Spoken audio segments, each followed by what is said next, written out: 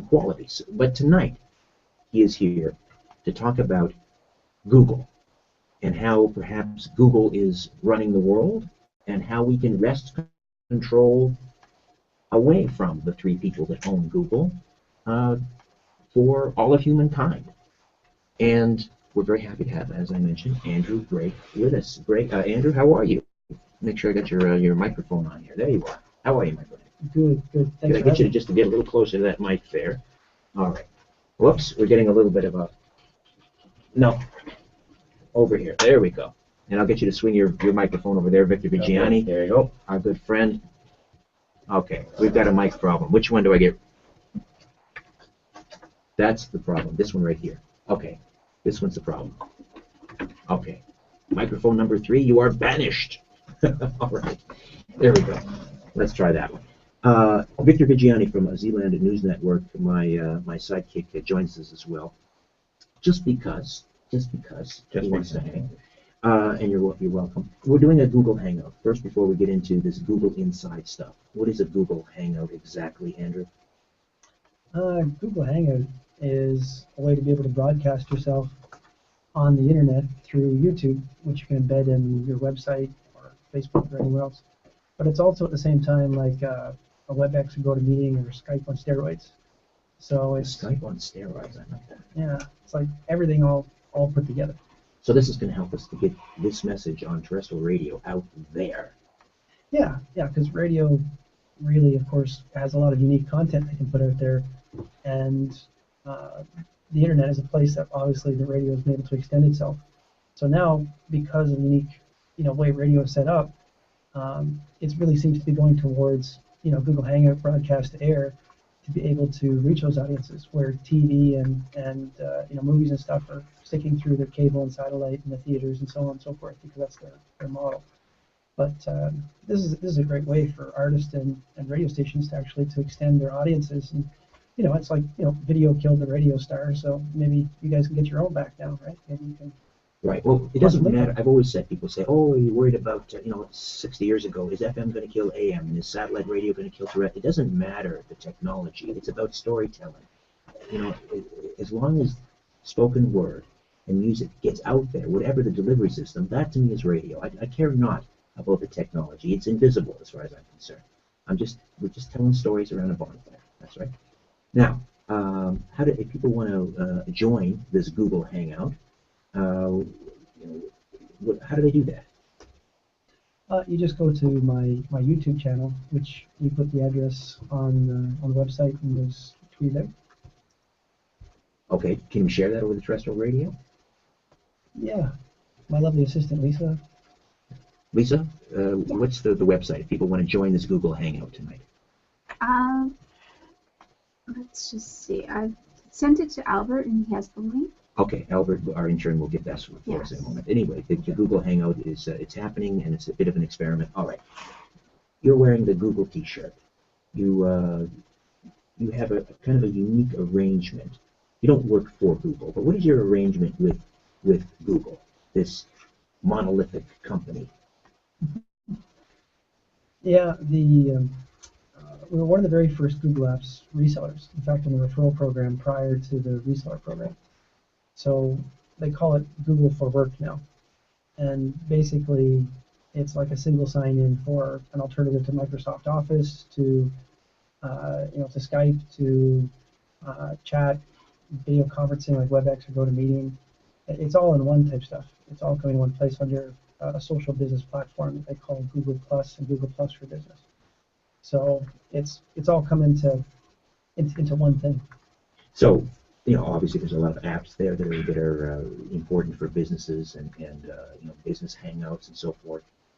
But a lot of people, before we get into that, let me just clarify sort of your relationship then. You have sort of a unique partnership with Google to sell Google products globally. Is that a fair assessment? Yeah, as a reseller, we actually have all the territories available to us. So that means we're a one-stop shop, soup to nuts, multi-jurisdiction. So if a company decided they want to do something in Toronto and then they had offices around the world, then that's something we can do. It's a little bit more unique. In a reseller's program, usually there's set territories and certain types of customers that you would work with. So there are not a lot of people on the planet that have that relationship with Google that you have. Exactly. Yeah. So we are in rare company here, Vic. I mean, so you are a Google insider. You were there in the early stages.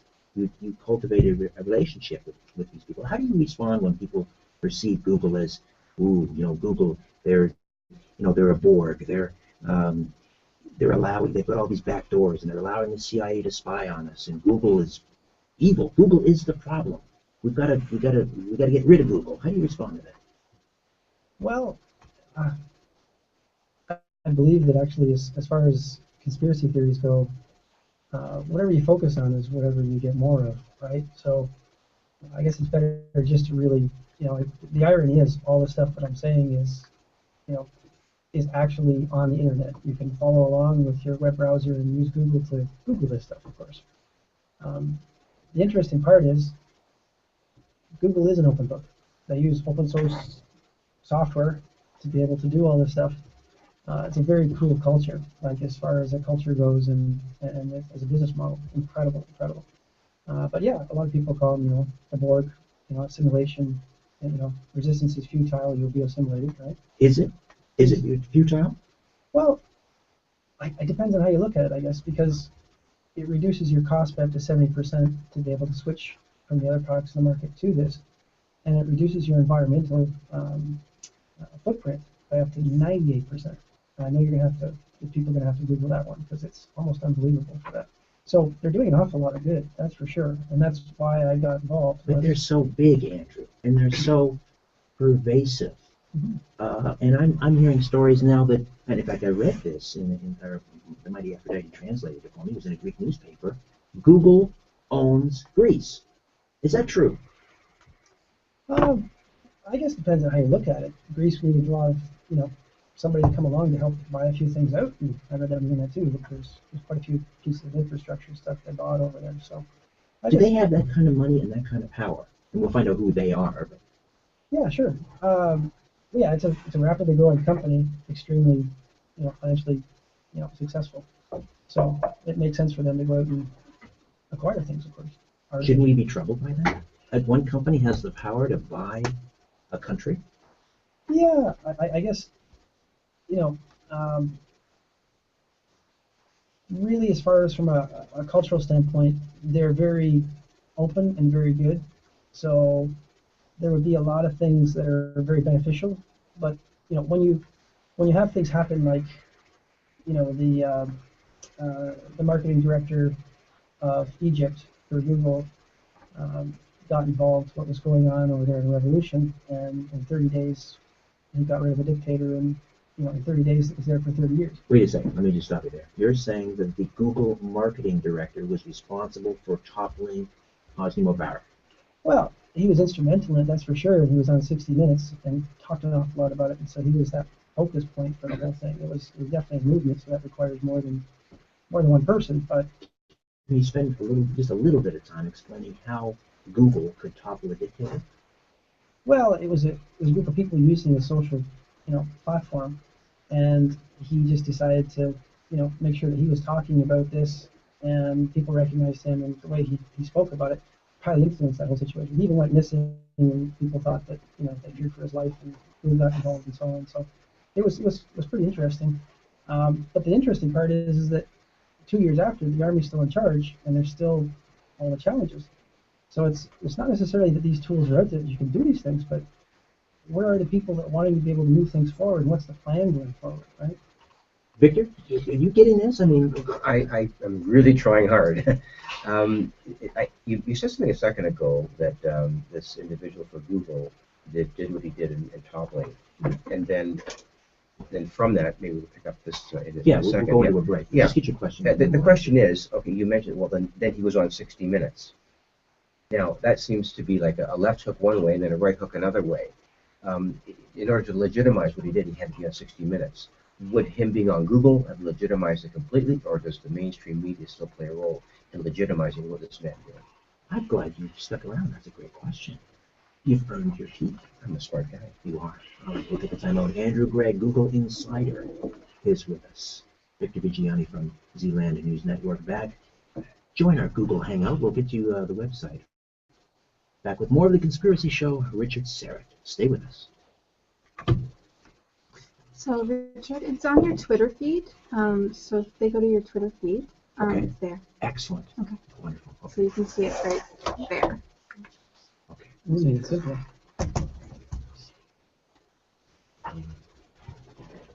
Sorry about the mic problems. This thing is, connectivity is gone out of it. Yeah. So Lisa, can you still hear me? Yeah. You can take the other computer that is part of the Hangout and maybe do a different angle that will show Richard better. YouTube.com. Yeah, that's what I was going to try and do. Okay. But then I It's kind can't of a really. cryptic looking You URL. just leave that Yeah. pointed to him, and then you change the angle. You know, you change the white box, the Now, pinning, Am I going to see it? whenever you want to show him. Sure. Possible. Let me just see. But you have to do the white box change from the laptop that started, right? Not the Chromebook, but the laptop that started. I think so. I think we should. That's leave where it. you change. Just maybe share that. Yeah, is that okay? I'm just going to move your stuff. Sorry. Okay. Just a minute. Don't worry about it.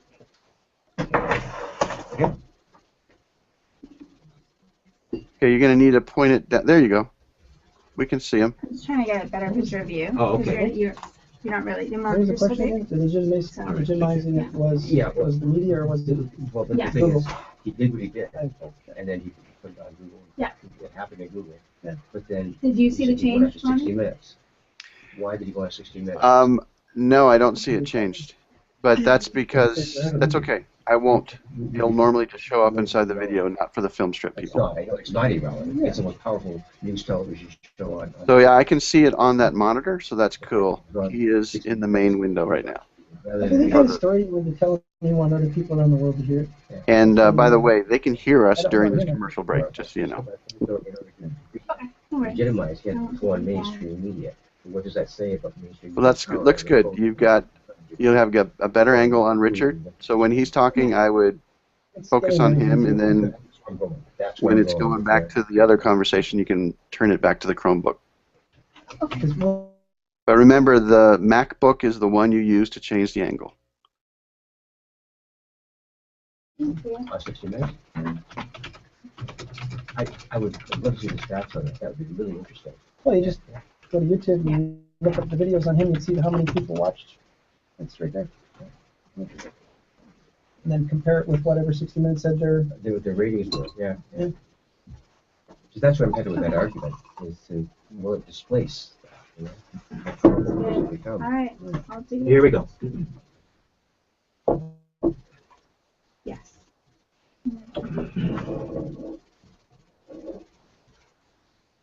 All right, welcome back. A bit of an experiment tonight. We are conducting a Google Hangout, and here's how you can get to it. If you just go to my, we'll work out the wrinkles as we go on. But as I say, this is a bit of a laboratory tonight. If you go to my Twitter feed, twitter.com/Richard Syrett, and we've actually tweeted there about the Hangout, and it's the very first feed at the top of the timeline. Just click on the link, the YouTube link, and that should take you to our Google Hangout.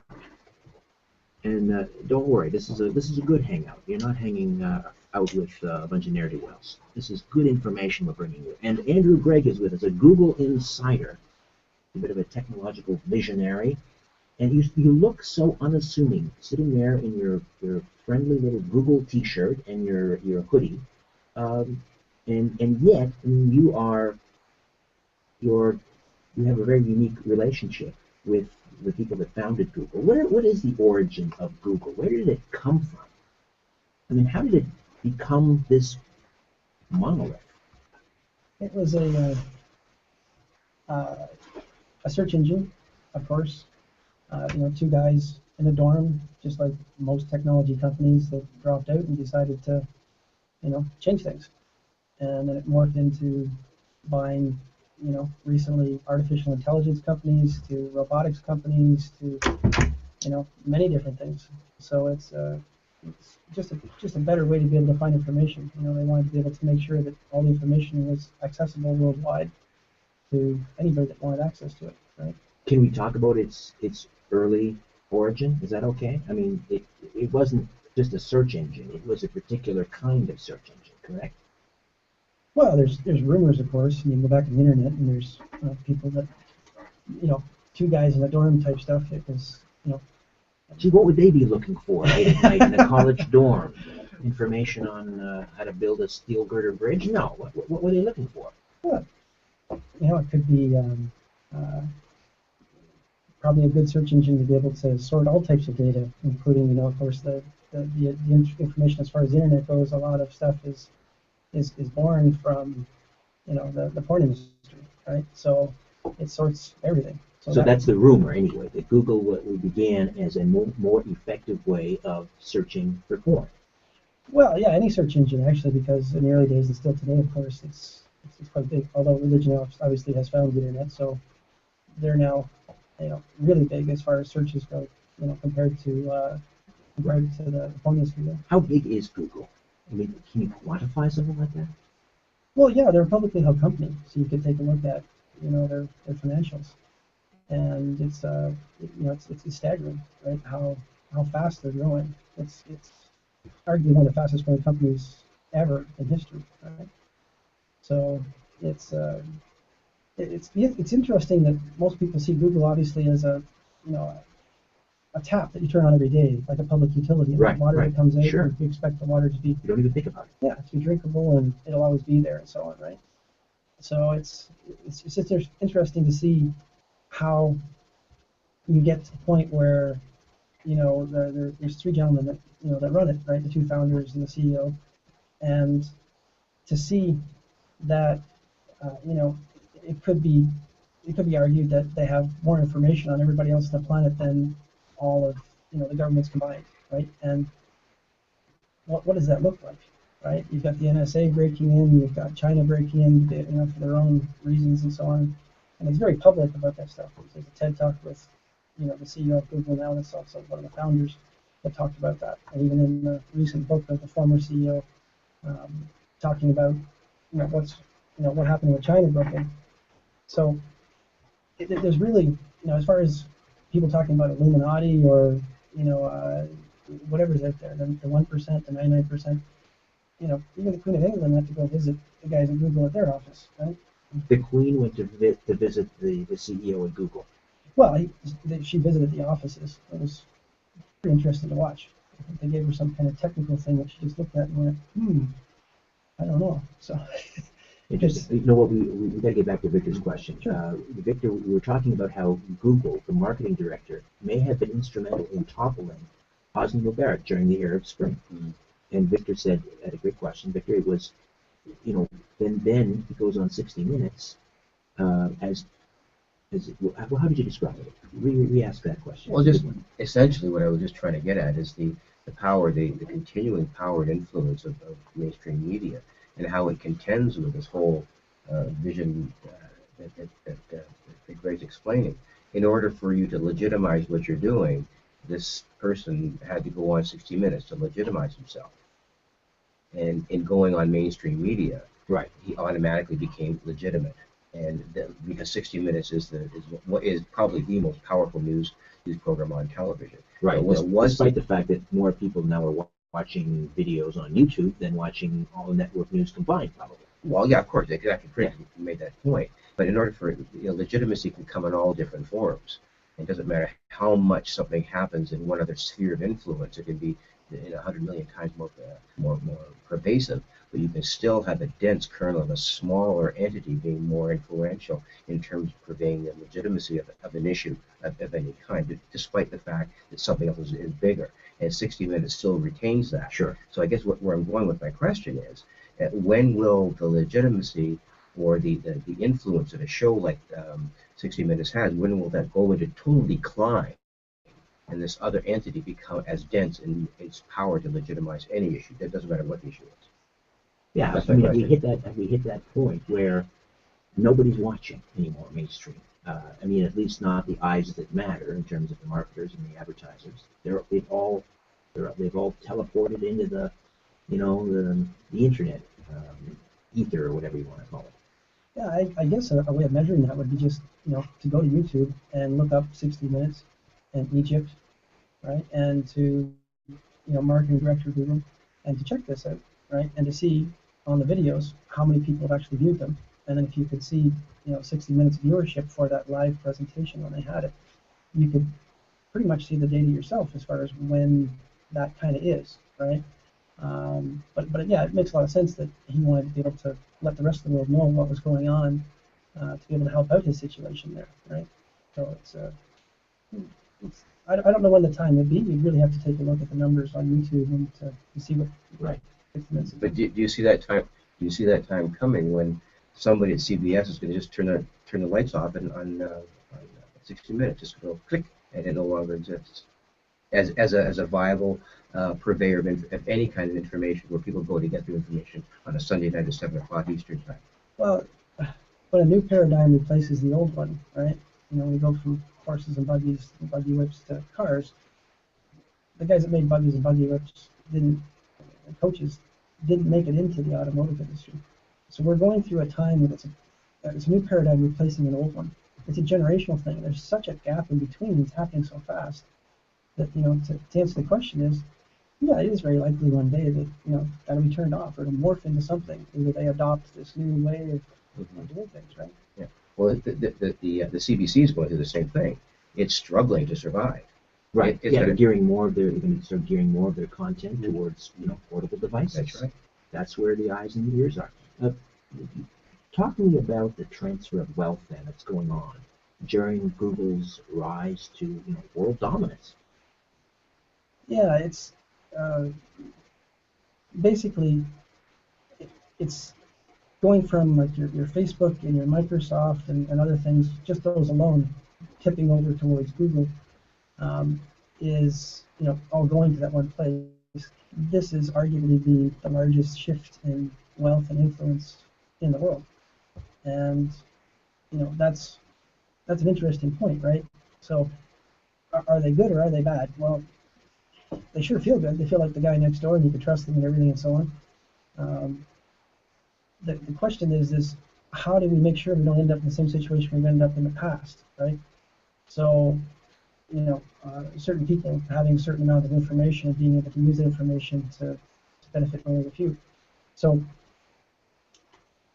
what if somebody had an agreement that was global, right? And what if, how do you influence an actual corporation, right? You influence their revenue stream, especially for the public, right?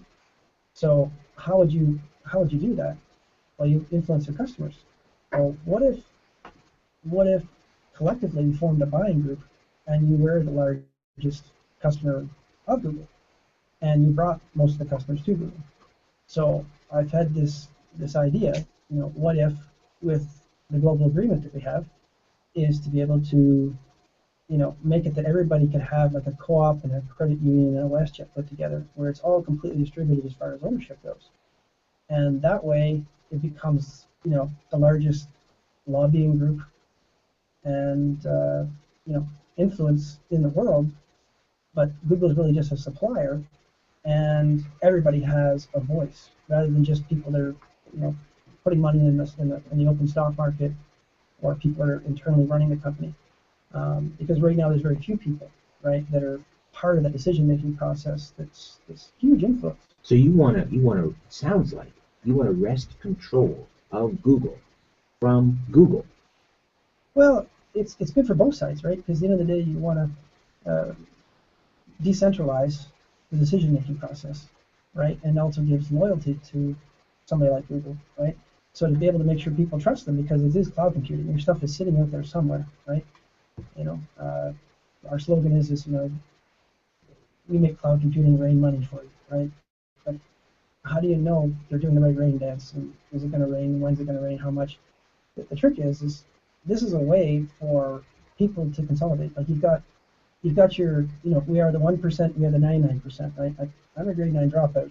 By my math, if you're 99% and you can connect through the internet and become a buying group and a lobbying group, then you are in charge. You just have to make that decision. That's all, or have an opportunity. So this is, something I'm putting up for discussion, and people want to contact us to see if they want to do it. We've already been working with some students in Costa Rica, and now here in Canada, where we give them access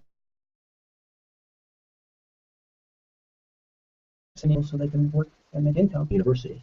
Yeah, and some people call it affectionately, Scoogle or Partner Connect. There's different words for it, but basically in the reseller we have access to this courseware when you become certified, like being certified in Google or Cisco or anything else, and then that way you can do that. So we actually, with Google, it's very interesting. The model is very different than everybody else. So for $10 a month, somebody with us can actually have a supported account for all of these tools and have access to all this courseware, and to get certified in all different ways, or not get certified and just learn about it and do what as I mentioned to you before, an 8-year-old is in the press right now making $1.3 million a year posting videos to YouTube. But she's not producing anything really. I mean, she's producing content. I suppose for that, I'm not producing anything really, then am I? I mean, but she's monetizing these Google videos that she's producing. But that's one person out of 5 billion people that might, or how many people have access to YouTube? It's one person. The spectrum is all across the board. It's just that it's happened so fast that only the younger people actually can understand it in the new model, right? Like What Will Google Do is a great book to read to understand how everything's upside down, completely different business from the way it was, freemiums and gratuity-based society. It's very different today, and a lot of people haven't had a chance to read these books. The latest one from the former CEO of Google, right? How does Google work? Right? It's right there. It's a completely open book of how this new paradigm is replacing the old one, right? So it's right there for anybody. Go ahead, Rich. I just wondered, you talk about monetizing things and selling and doing all of that. Is this format that you're looking at, and it definitely is a different paradigm. I totally agree with you. Is it money driven, or is it issue driven, or is it both, or is it something else? That's a good question. Does Google have a soul? Does Google have a conscience? Right? And in the latest book that just came out, and the former CEO of Google was just at the Empire Club here in Toronto, and when you get to the very last part of the book, they talk about China breaking into Google, and the part that bothered them the most was that they were looking not just for intellectual property and business and stuff and so on, but about human rights activists, right? And that's the part that just turns your stomach, right? And China broke into Google so that they could find out the identity of people who belong to certain groups. Can I just say it? Yeah. Yeah, it's long gone, right? It's right there in the latest book that they've got out. So yeah. And also, the NSA and CIA backdoors into Google to spy on you, Victor, and you, Andrew, and me, and everyone. And Google, are they apologizing for that? Are they saying it was beyond our control, or are they complicit? There's a TED Talk with one of the founders, who's now the CEO, that literally says it's unfortunate that we have to protect our customers who are U.S. based from their own government. Are they though? Are they protecting them? I truly do believe that they are, based on watching them. How do we know you're not just part of the Google board? You are one of 9, Andrew Greig.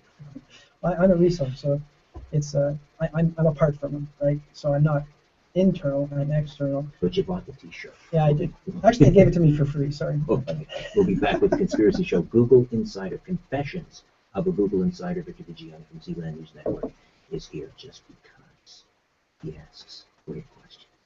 Back with more of the Conspiracy Show. My name is Richard Syrett.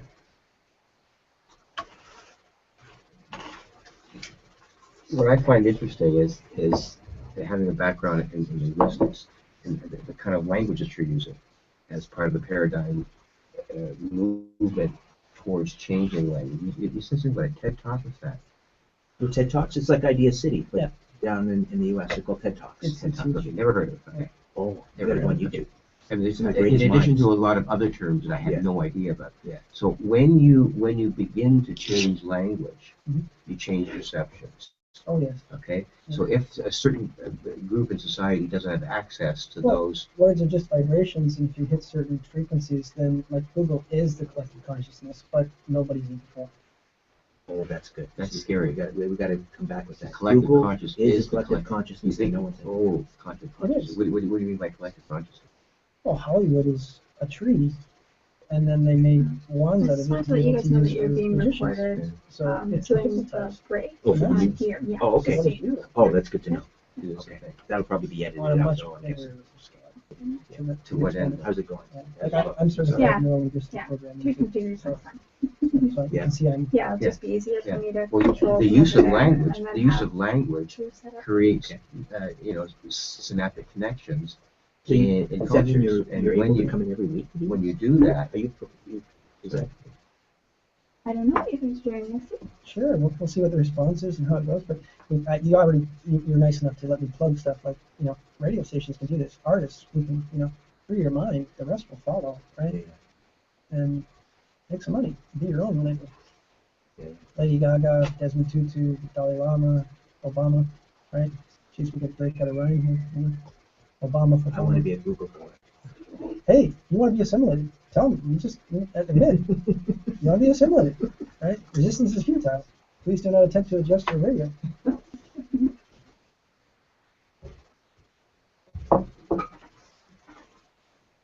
Are we going back?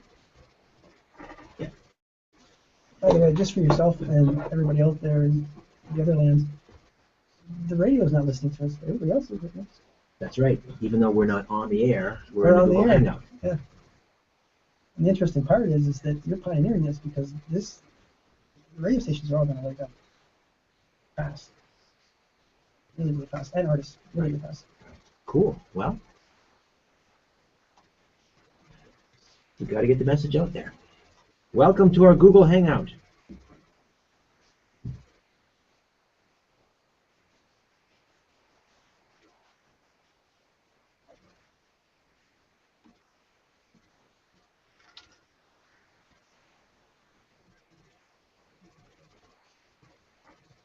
Hey, Lisa, can you turn the laptop just a little bit so we can see Richard? Oh, are you getting Richard too at the same time? Okay, we're back. And we are back. Confessions of a Google Insider. Andrew Greig, Victor Vigiani, my sidekick from Zealand News Network, is here as well. And we are involved in a little experiment, our very first Google Hangout. And again, if you want to join the Google Hangout, what you need to do, just for now anyway, because this is sort of a project in progress, you go to my Twitter feed, and that's twitter.com/Richard Syrett. And you just click on the URL, the link there. It says youtube.com/watch !B. I won't give you all the characters, but just click on that, and then you are in the Google Hangout. And we're trying to reach a whole new audience. Andrew Greig is with us. And Andrew, you said something during the break that I found fascinating. And I know Victor's did a bit of a double take too. You said that Google is the collective consciousness and nobody's in control. Explain yourself. Well, that's easy. If I was, the previous person that was in here, talking, I'd be saying, if I landed here, I'd be like, who's in control anyway? And really, it really looks like it's in a free fall, right? Because we've had, we can see that around the world, with pyramids all over the world and other things, that this planet has been colonized by us many times, and then all of a sudden, boom, we're gone. There's a few left, and we start all over again. The rise and fall of civilizations, and then we start from scratch. Yeah. Except somebody, when we rise, from the ashes, there are a selected few, the cabal, that retain some of that old information. Well, I guess the best way to put this is like, you can Google these things. The Art of War by Ten Shu, right, is to keep your friends close, to keep your enemies even closer. So, in effect, make them friends, or on the internet they call them frenemies, right? Frenemies. Right. So, the best way to do that is to, when you're being assimilated by the board, resistance is futile, and we are in control of the internet. Please do not attempt to adjust the horizontal and the vertical. Well, get close to that. And how do you influence that? Like we just talked about, you can make sure that you're part of the collective consciousness. So maybe the Art of War by Ten Shu on a whole different level, if you spiral up, way, way up above, take a look at this, for another planet, is we have the conscious and the subconscious, right? But the conscious is only 5% of the time that we use that, right? Because just go to walk in front of a bus while you're thinking about your grocery list, and your body will step back so you don't get hit by the bus. So you get the first 6 years of your life where you're programmed pretty much for the rest of your life, right? And that's why advertising is so much on the youth, right? And then, so really, if you're talking about Google being a collective consciousness, right, then that conversation, those vibrations that are happening out there, we just have to decide we're going to partake, right? Instead of sitting there and saying we're the 99%, and I think you failed math if you're deciding that that's what you're saying as far as life goes. You're failing life. Right? So what do you want to do with, let's say you convince the 99%, and we all become Google Borgs. What do you want to do with Google? How are you going to use Google to save the planet? Google's just it's a supplier of things, but they're doing some very interesting things. They were carbon neutral since 2007, right? They put over $1 billion into clean energy technology. The way they treat their employees, the amenities are just, it's like being in a frat house, right? It's just absolutely incredible. Electric cars, massages, and bring your dog to work, and by the time you're 23, it's the gold watch and the handshake, isn't it? I mean, you don't last in that culture very long, I'm guessing. Yeah, it's not really a chronological thing. It's more your state of mind, right? There are a lot of people that are there that have been there since the beginning and love it. That could have something to do with vesting stock options too. But no, I'm sure quite a few happy people with that. But yeah, it's what I'm saying is there really isn't any Illuminati. There really isn't any somebody. There is no us and them. There's just we. And once we get to the we, maybe we can break this cycle of not, having a civilization disappear that's global. Okay, so back to how we can use Google, this huge pipeline of information to heal the planet. Well, it's already well on its way with the way that they're trying to do things, right? The ex-wife of one of the CEOs, or sorry, I think it's of the CEO or one of the two founders, is wants your DNA, right? So there's many different interesting things when you just Google literally how big is Google, and you'll see all the different things. The largest manufacturer of computers on the planet, the largest consumer, of computers on the planet. Over 80% of the mobile phones in the world use, their operating system, Android, right? So for once, you now have a single point of influence where you had other countries that would fight against each other. So now you have a way to be able to inject in this, have a global conversation. Hypothetically, a global currency, a global, as a teacher, one of the kindergarten, girls came over to me and said, hey, I understand from looking at all this stuff, we research this to get world peace. You just have to, every country has like a Bill of Rights. They have their declaration, they have whatever that is, and it's an instant act of war for another country to go against the other country's, Bill of Rights or Constitution. That's what it's looking for. And so she suggested, why don't you just make every country like a province or a state or a parish, and we have one country, which is the planet. Then there'd be no construct or reason to look. Right? So out of the mouths of, if you want to know what the world's going to look like tomorrow, things happen so fast, you really got to talk to a kindergarten class. You mentioned the CEO, the ex-wife of one of the CEOs. We'll come back and talk about this, but the ex-wife of one of the CEOs apparently is investing a lot of moolah into starting this seed bank. It's almost like Noah's Ark. She's gathering the animals as the rain is coming. We'll find out what that's all about when we come back. Andrew Greig, Confessions of a Google Insider. Victor Vigiani from Zealand News Network. Join our Google Hangout. Go to the Twitter feed, Richard Syrett Twitter feed, and click on the YouTube link there, and you are in. Bit of an experiment, and hopefully an ongoing one. Back with more of The Conspiracy Show. Stay with us. Cool.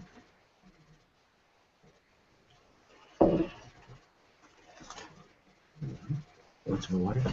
Good.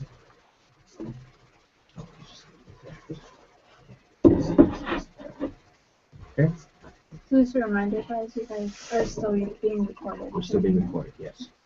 We're still being recorded. We're still on the YouTube. So there are people watching. There's about, and there's people watching through YouTube right now. So just. Do you have any numbers or data on that? Ronnie said there was 10, but I'm not sure Okay. if it's changed. Is there somewhere when you're on the Hangout where is it like website visits, you can see an actual number? Yes, yeah, you can. Yeah. Break down the I have it statistics, here. how long they watched when they jumped off. There's Google is an analytics company, right? Yeah, yeah. So yeah, definitely you can. And you know, Here. we're doing this so you guys we're experiential beings, so you can have an experience. And if you see what we see, then yeah, we're happy to to come back and not just for your show, but as many shows as that would like to see, and then help to be able to work with the existing models you guys have, which is to make 15 cents to $15 a click on advertising that Google places when you just click monetize. Right. Right. So there's a way to be able to continue with the existing model that you have. That's very interesting for radio. You just extend through the internet, right, with your unique content, and then be able to do that.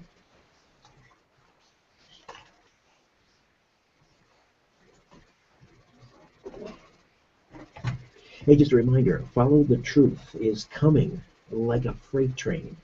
Sunday, November the 16th at the Regent Theater. Yours truly will be hosting and inviting. Oh, the speakers list is growing. We're up around 7 or 8, I think, now. And they will gather on stage again on Sunday, November the 16th at the Regent Theater in Oshawa. And all you need to do to get involved, you can order your passes through the box office, 905-721-3399. And for more details, if you want to see a biography of all the speakers, and we have some amazing people coming to town. Don Schmidt from, the preeminent Roswell UFO crash investigator. Jim Peniston, Dr. Ronald Mallett on time travel, Patty Greer on crop circles, Jim Elvidge, Are We Living in the Matrix? Also, Debbie Papadakis, past life regression therapist, and my guest, Google Insider, Andrew Greig, although Andrew, the subject you'll be discussing at the conference on the 16th of November will be pyramids. And I don't know if we'll have time to get into that now, but if people want to hear some pretty mind-blowing information about pyramids and the role that they might play in healing the planet, then they want to come on out to Follow the Truth, followthetruth.tv. All right, back to Google. Now, the ex-wife of one of the CEOs or directors of Google, we now know is spending untold amounts of money, desperately trying to build this seed ark. What's going on there? What does she know that the rest of us only suspect? Well, that's a good question, right? So, how is there a way that everybody could have access to this all-seeing eye, whatever you would call it, of Google, right? Because they can real time see what's trending, what's a fad, what's going to happen in the world, right? With all this analytics. So it's interesting to see that. So I believe that should be something that the public should have access to. Like, what is the heartbeat of the planet, right? So that we can all affect that moving forward. It's the oracle, isn't it? These Google Analytics tell us what's going on in the planet. Yeah. And so she has access to that. Yeah. And she saw what's happening, and so she's decided to build a seed ark. So what does that tell us then? Well, I don't know. I think it's up to everybody's own personal opinion. What do you think it means? I believe that there are a lot of people, including myself, that believe that the cycle that has happened many times on the planet is going to happen again. Didn't we dodge the Mayan calendar end of times? I believe that was just like the point of no return, because even Rob Stewart, who made a documentary here in Canada that's one of the best funded and most seen documentaries called Revolution.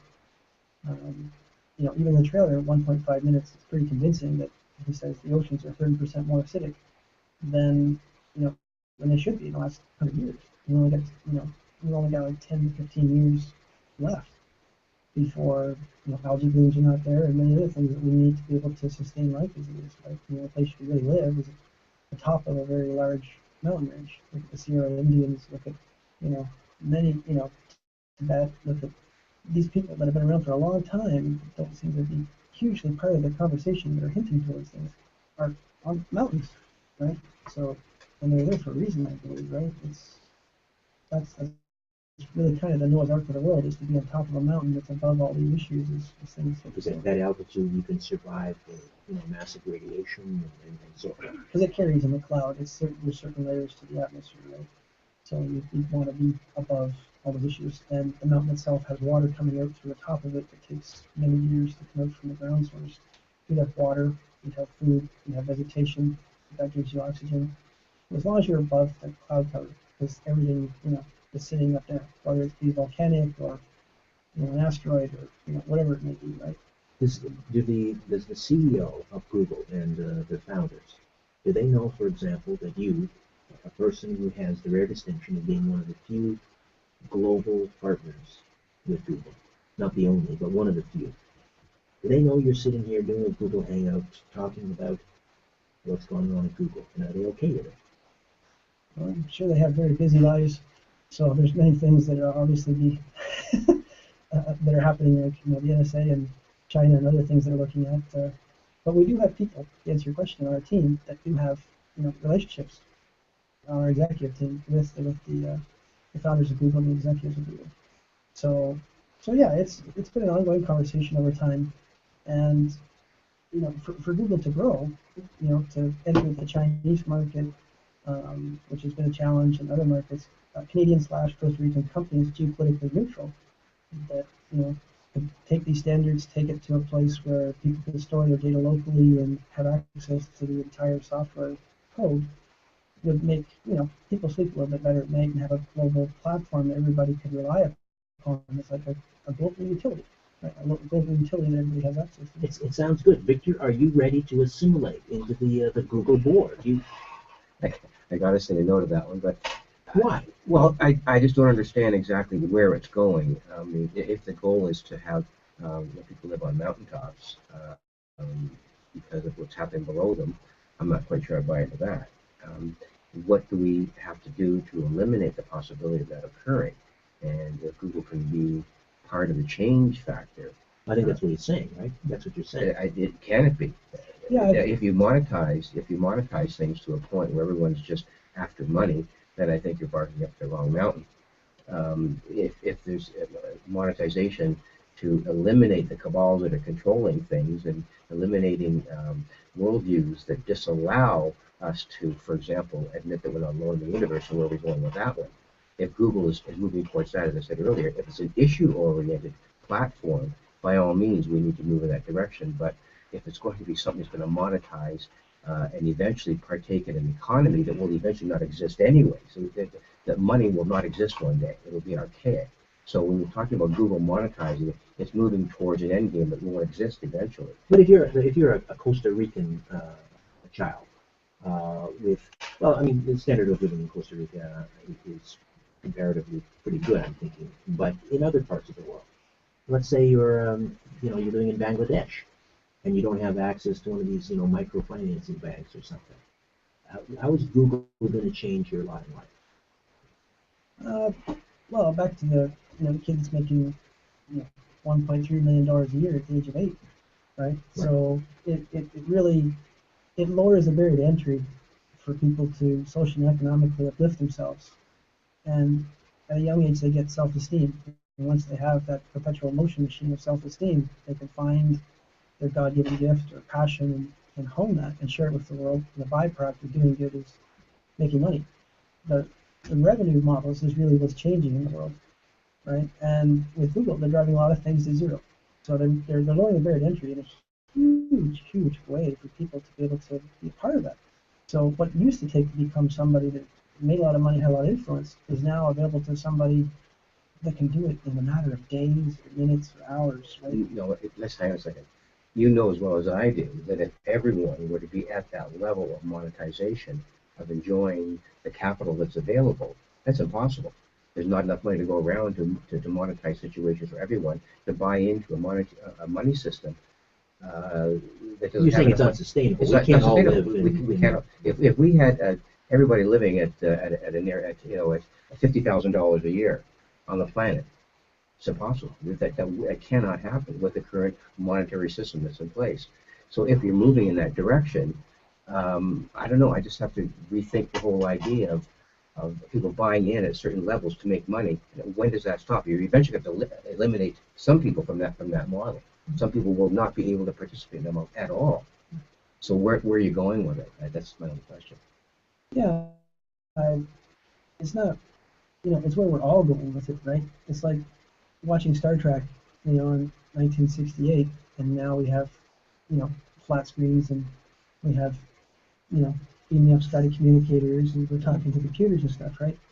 So we're creating all this, right? So to point at everybody else, it's really, when you point at somebody, you've got 3 fingers coming back and 1 finger going forward, said my grandparents, right? Mm-hmm. So the trick is that we're trying to put this question on everybody else. The question is on you. The question is on everybody that is listening to this, part of that conversation, right? So will it be redundant? Yeah, everything changes, and as far as, how to get from here to there, like, what does that look like? Things change so rapidly today, right? Like, I was one of the very first... Is that part of the problem, that things change so rapidly? Yeah, it is. It is, for generations, especially when you've got people living longer. So is change incremental in its movement forward all the time? No, it's like Moore's Law. They said, the guy that, for chipsets, right? The more you buy, the more you want, right? So, just consumerism. So let's summarize here then. Google is not the Illuminati. Nobody's in control. You want the 99% of us to wrest control from Google and use this massive pipeline of information to educate the planet, to empower young people, impoverished people. I mean, it does sound, granted, it does sound utopian. Yeah, where we go from here is a lot of synchronicity have happened in my life. A lot of things that are hard to explain unless you're traveling with me and see things, right? We were one of the very first Google phones, an actual developer phone, we put in the marketplace, and it all just fell into my lap, like synchronicity. It was just incredible. So even recently, stuff like that's been happening. Right now, there's a headset you can buy for $250, and they use it for gaming systems. It came from fighter planes, right? And you put this thing in your head, and it picks up on called the motors, and you can literally run your computer. You can run your wheelchair. You can, move a drone around. It's like telekinesis. Yeah, it actually is. It sees the neurons firing and the little micro, electricity firing, and it picks up on that. And there's TED Talks to this stuff, and it's been around for 12, 13 years. And now, but the people that are using this interface, right? Like, remember going from your BlackBerry to your touch screen, right? That was, kids had no issue with that. I had a hard time going from my tactile, So if I was to make a prediction right here, based on what I've seen, because I am a futurist and I've seen these things happen, I've been at the beginning of these things, is you're going to see, and I've met a gentleman named Grove with Aroga that has a company that works with and has been for 28 years, children with learning disabilities and physical disabilities with government contracts to give them tools to be independent. But he's changed that philosophy to being interdependent. So actually, there's enough tools out there now that you could actually take people that have these challenges and make them equals, if not better, because you've got this headset that you can literally, do this stuff on the computer. So you can literally move things and do things at the speed of thought. And that's the new interface. And working with these kids that have these deficiencies because of the environment, birthing, what's happened out there is the irony, is that these people in wheelchairs, they're all going to be Stephen Hawkings that are going to save us through this new interface that is just so much faster because there's so much information. How do you assimilate it all? How do you make decisions? So these kids can really do that through these headsets at a rapid pace. Well, Andrew, I really appreciate you taking some time to awaken us to this, to the potential, to the pitfalls, confessions of a Google insider. I'd say give us a website, but it would be what, google.com? No, what is the website? Where would you like to steer us? Websites are obsolete, I know you tell me that. Yeah, it's more of our, you can find us on, on G+, right, which is now fairly close, if not bigger than Facebook, depending on how you look at it. So Facebook is obsolete, Twitter is obsolete, websites are obsolete? Yeah, well, if you look at the numbers, yeah, they're trending down, and this is trending up. It took just for some numbers, it took Twitter and Facebook over 800 days to be able to get to their first 10 million. It took G plus 16 days. Well, on that note, thanks for joining us on Google Hangout. We'll do this again. Victor DiGianni, pleasure. Great to be with you as always. Andrew, thank you. Back next week with a brand new show. We'll talk about history cycles. What are you doing to prepare? Thank you, Tim Spring. And, as always, follow the truth. Move over, Aphrodite. I'm coming home. Good night. Excellent. Absolutely fascinating. You like it? Absolutely fascinating. Nobody has the answers, but all of us together we do.